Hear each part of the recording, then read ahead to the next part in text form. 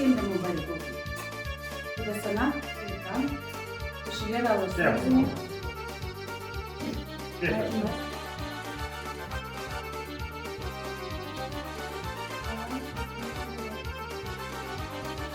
Mübarek olsun.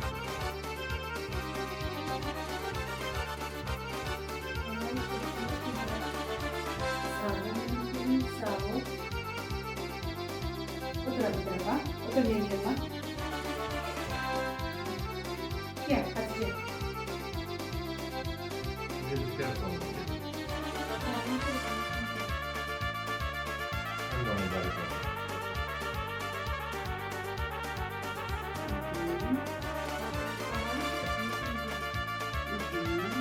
Sağ ol. Mübarek olsun. Bu da sana. Otur kızım. Gel kızım. Gel kızım sen de gel. Gel. Gel. Tatan da gelsin. Sen de gel. Gel kızım.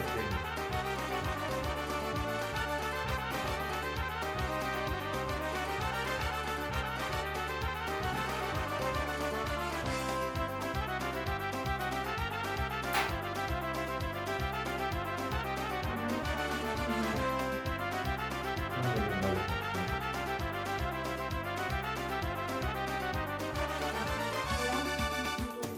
Sen de gel. Gidecek gel sen de kızım. Ha bunları gelecek oturacak. Gel.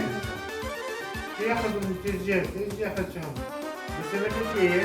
Haklaşacağız sen misin? Gel. Gel. Onların tek sen yaşadın. Başka kimse yaşamıyor. O senin bilerin. Gel.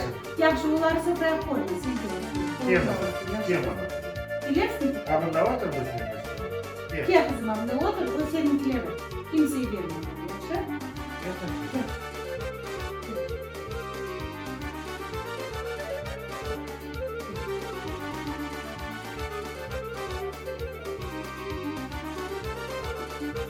Tanı bizi. Babası tanı bizi. Bana ne dedi? Sen bu. Dur kızım. Sen. Konfet alacağım. Onda ekledim var. Bir tane otur ama. Otur.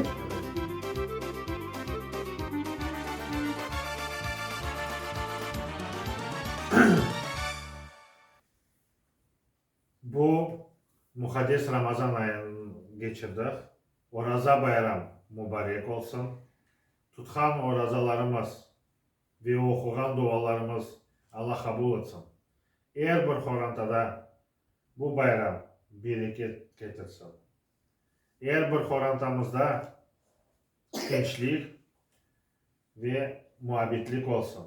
Vatanımızda yaşayık. Milletimiz yaşasın, inkişaf etsin.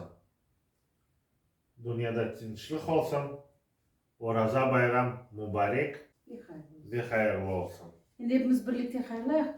Oraza Oraza bayramı mübarek mübarek olsun.